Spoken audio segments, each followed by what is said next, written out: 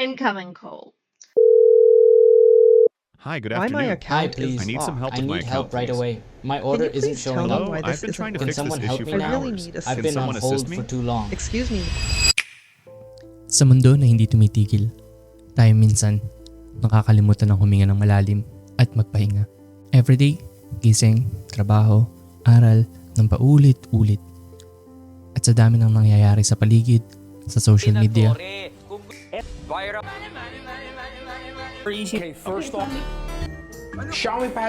mga bagay na tumatakbo sa loob ng sarili mong isip, nawawalan ka na lang ng ganang gumalaw, ng gana sa lahat.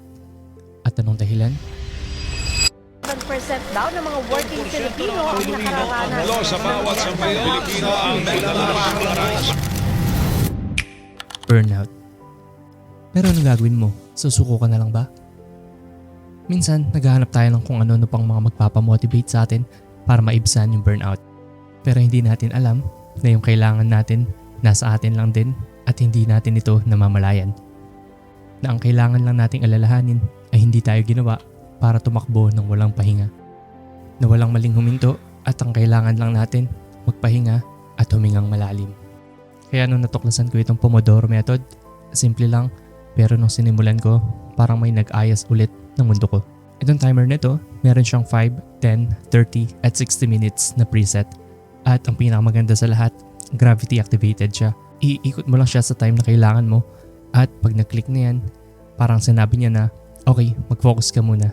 At kapag tumunog na yung alarm, tama na at huminga ka naman.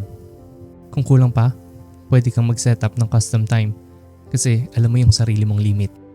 Kaya in every session, in every pause, natutunan ko na hindi pala kailangan ng big gestures para maalagaan mo yung mental health mo, sarili mo at mas tumaas ang productivity mo. Minsan, sapat na yung ilang minuto para maibalik ang liwanag na nawala. So kung pagod ka na, start small, focus, rest, repeat. Lagi mong tandaan na hindi ka hinahabol ng mundo, ikaw ang may hawak sa oras mo.